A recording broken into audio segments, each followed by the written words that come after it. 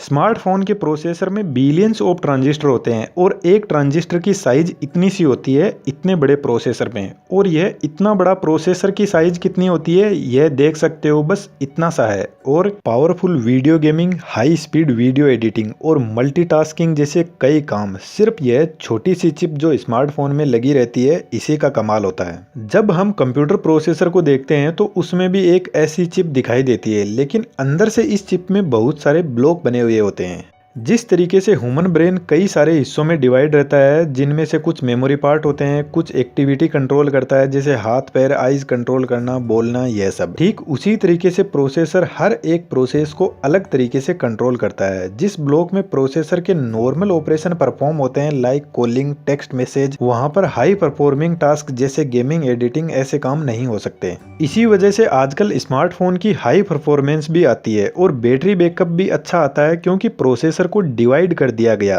जब high performance के काम करते हैं तो बिग सीपीयू काम करता है, इसमें बड़ी कोर होती है और यह पावर भी ज्यादा कंज्यूम करता है। नॉर्मल कामों के लिए एक छोटा सीपीयू होता है जिसमें छोटी कोर होती है और पावर भी कम कंज्यूम करता है। कोर क्या होती है अभी आपको आगे अच्छे से समझ में आ जाएगा। सबसे पहले बेसिक टर्मिनोलॉजी समझ लेते हैं। स्मार्टफोन का प्रोसेसर और कंप्यूटर प्रोसेसर की वर्किंग सेम ही होती है, लेकिन इनकी डिजाइनिंग अलग अलग होती है। स्मार्टफोन का प्रोसेसर हाई एनर्जी एफिशिएंट होना चाहिए, जबकि कंप्यूटर का प्रोसेसर हाई परफॉर्मेंस का होना चाहिए।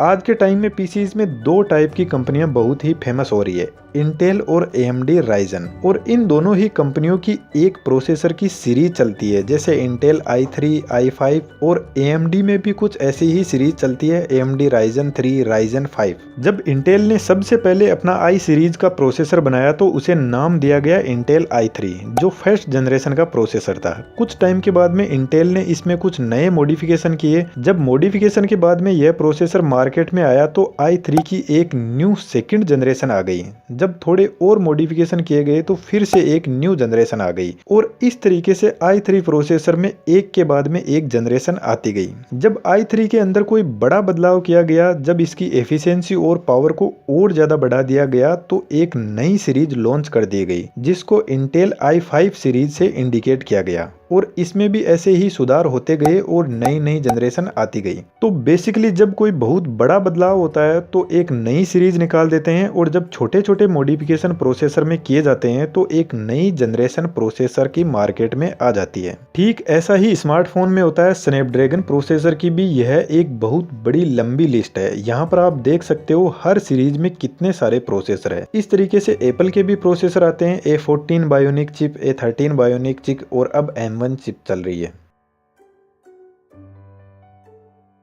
प्रोसेसर की कोर को आप कुछ इस तरीके से समझ सकते हो कि जैसे एक घर में बहुत सारे कमरे हैं और हर एक कमरा अलग सेपरेट काम के लिए बना हुआ है। जैसे किसी कमरे में खाना बन रहा है तो किसी में टीवी चल रहा है और किसी में कोई और काम हो रहा है। तो प्रोसेसर में भी कुछ इसी तरीके की कोर बनी होती है। यदि किसी कोर में म्यूजिक प्ले हो रहा है तो दूसरी कोर में व्हाट्सएप चैटिंग भी चल रही होती है। तो प्रोसेसर में जितनी ज्यादा कोर होगी मल्टीटास्किंग करना उतना ही आसान होता जाएगा। ड्यूल कोर का मतलब है प्रोसेसर में दो कोर है, यहाँ पर दो टास्क एक साथ परफॉर्म हो सकती है। क्वाड मीन्स 4, ऑक्टा मीन्स 8 और हेक्सा मीन्स 16 कोर। तो कंप्यूटर में हम कितने सारे एप्लीकेशंस को एक साथ में खोलकर रखते हैं, तो यह सब इन कोर का ही कमाल होता है। थ्रेड प्रोसेसर की कोर में एक तरीके की वर्चुअल कोर होती है। जैसे प्रोसेसर की यह एक कोर है और इस कोर की थ्रेडिंग कर दी गई है। अब यहाँ पर प्रोसेसर की एक कोर भी मल्टीपल काम कर सकती है। जैसे हम व्हाट्सएप चैटिंग भी कर रहे हैं और साथ में गाने भी सुन रहे हैं, तो इस कोर का 75% जैसे व्हाट्सएप चैटिंग में यूज हो रहा है और 25% गाने सुनने में यूज हो रहा है। तो थ्रेडिंग में कोर को अंदर से फिजिकली डिवाइड नहीं किया जाता है, यहाँ पर वर्चुअल डिवाइडेशन होता है। जिस काम में जितना परसेंटेज चाहिए उतना वह कोर को यूज कर लेगा। यदि कोई बड़ा काम आ गया तो यह पूरी कोर यानी कोर में जितने भी थ्रेड है वह सब मिलकर काम करेंगे। तो यदि हम ड्यूल कोर प्रोसेसर की हम थ्रेडिंग कर देते हैं तो वही ड्यूल कोर प्रोसेसर 4 कोर यानी क्वाड कोर प्रोसेसर की तरह काम करेगा। इसलिए जब भी कोई स्मार्टफोन या कंप्यूटर खरीदो तो कोर की थ्रेडिंग वाला सिस्टम ही खरीदना। 2.6 gigahertz clock frequency, 3 gigahertz, 4 gigahertz, ऐसा कुछ प्रोसेसर की क्लॉक फ्रीक्वेंसी के बारे में लिखा रहता है। गीगाहर्ट्ज़ का मतलब होता है 10 की पावर 9, यानी सीपीयू की क्लॉक फ्रीक्वेंसी 3 गीगाहर्ट्ज़ है तो 3 को मल्टीप्लाई कर देंगे 10 की पावर 9 से। और यहाँ जो हमको वैल्यू मिली है इसका मतलब होता है यह प्रोसेसर 1 सेकंड में इतने इंस्ट्रक्शंस को एग्जीक्यूट कर देता है। प्रोसेसर में लगे रहते हैं millions and billions of transistor. Intel i9 processor में 6 बिलियन ट्रांजिस्टर लगे हुए हैं। आईफोन 13 के सीपीयू में 15 बिलियन ट्रांजिस्टर लगे हुए हैं। और ट्रांजिस्टर एक तरीके का पावर इलेक्ट्रॉनिक स्विच होता है जिसके पास में सिर्फ ऑन ऑफ होने की ही पावर होती है। जिस तरीके से हमारे घर का स्विच ऑन ऑफ होता है उसी तरीके से ट्रांजिस्टर काम करता है, लेकिन यह इलेक्ट्रॉनिक स्विच होता है जो बहुत ज्यादा हाई स्पीड पर ऑपरेट करता है। तो यह जो इतनी बड़ी क्लॉक फ्रीक्वेंसी की अपने पास में वैल्यू आई है, इसका मतलब यही है कि यह ट्रांजिस्टर 1 सेकंड में इतनी बार ऑन ऑफ हो सकता है। अब आपके दिमाग में क्वेश्चन जरूर आया होगा कि ऑन ऑफ से प्रोसेसर का क्या काम। तो यहाँ पर ऑफ का मतलब होता है 0, ऑन का मतलब होता है 1, और कंप्यूटर को 0 और 1 की लैंग्वेज ही समझ आती है। मॉडर्न लेटेस्ट टेक्नोलॉजी के जो प्रोसेसर है उनमें एज ए ट्रांजिस्टर मोसफेट का यूज होता है। वैसे मोसफेट नहीं होता है, वह कुछ इसका अपडेटेड वर्जन होता है जिसको FinFET बोलते हैं। अब यहाँ पर क्लॉक फ्रीक्वेंसी हाई है तो इसका मतलब यह नहीं है कि कंप्यूटर या स्मार्टफोन की स्पीड भी ज़्यादा होगी। एक एग्जाम्पल देखते हैं। जैसे 2 पर्सन है, एक 60 ईयर का है, एक 20 ईयर का है। दोनों इंसान को 1 आवर में 100 ईंट उठानी है। तो जहां पर 60 साल के इंसान को 100 ईंट उठाने में 1 घंटे का टाइम लगेगा, वहीं पर 20 साल के लड़के को सिर्फ 50 मिनट का ही टाइम लगेगा। तो इसी तरीके से यदि i9 प्रोसेसर की क्लॉक फ्रीक्वेंसी i7 जैसी ही है तो i9 हाई स्पीड में 20 साल के लड़के की तरह काम करेगा। उसी काम को जल्दी कंप्लीट कर देगा क्योंकि उसके पास में ज्यादा एनर्जी है, ज्यादा पावर है। तो जितनी ज़्यादा क्लॉक फ्रीक्वेंसी हो उतना अच्छा है, लेकिन प्रोसेसर में थ्रेडिंग कोर यह सब भी प्रोसेसर की स्पीड के लिए मैटर करते हैं। प्रोसेसर के साथ में आपको यह भी देखने को मिलेगा कि यह प्रोसेसर 10 नैनोमीटर या 15 नैनोमीटर चिपसेट फैब्रिकेशन टेक्नोलॉजी पर बेस्ड है। यहाँ पर 10 नैनोमीटर का मतलब ट्रांजिस्टर से ही होता है। मींस एक ट्रांजिस्टर से दूसरे ट्रांजिस्टर के बीच की दूरी सिर्फ 10 नैनोमीटर है, जिसको हम आंखों से देख भी नहीं सकते। जैसे एप्पल A14 बायोनिक चिप के अंदर 5 नैनोमीटर चिपसेट यूज हुआ है। तो ट्रांजिस्टर टू ट्रांजिस्टर डिस्टेंस जितनी कम होती जाएगी उतना ही प्रोसेसर की स्पीड बढ़ेगी और वह पावर भी कम कंज्यूम करेगा।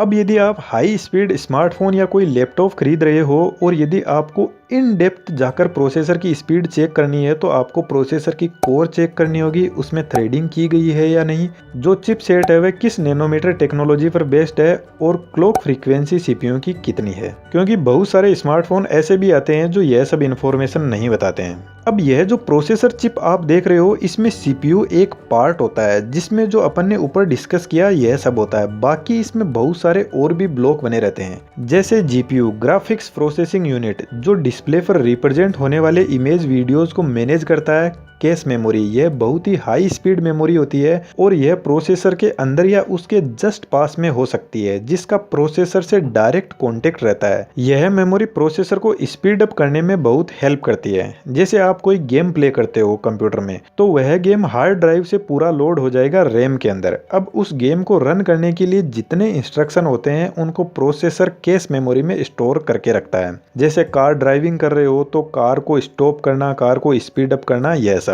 इन मेमोरी की size 2 MB, 4 MB, 8 MB, 12 MB इतनी ही होती है। तो जिन इंस्ट्रक्शंस की प्रोसेसर को रेगुलर बेसिस पे जरूरत पड़ती है उनको वह कैश मेमोरी में स्टोर करके रखता है। इसी तरीके से एक मॉडेम का ब्लॉक होता है जो नेटवर्क से रिलेटेड काम करता है, इंटरनेट से डाटा किसी को भेजना, रिसीव करना, यह सब। स्टोरेज कंट्रोलर मेमोरी के अंदर इंफॉर्मेशन स्टोर और लोड करता है।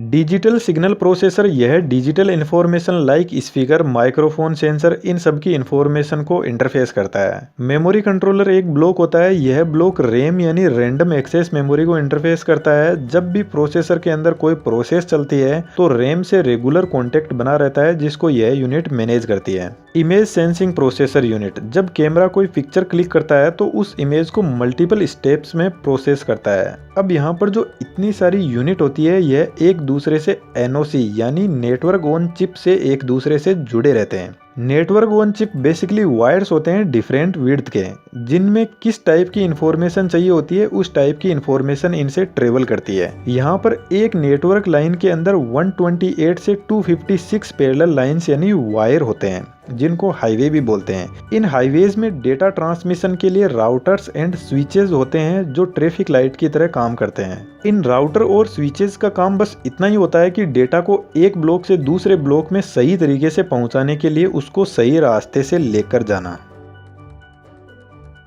यदि स्मार्टफोन की बात करें तो जैसे स्मार्टफोन में कैमरा पिक्चर क्लिक करता है, तो camera basically millions of pixel की इंफॉर्मेशन कलेक्ट करता है। इस चीज को थोड़ा और अच्छे से समझने के लिए इस वीडियो को आप देख सकते हो।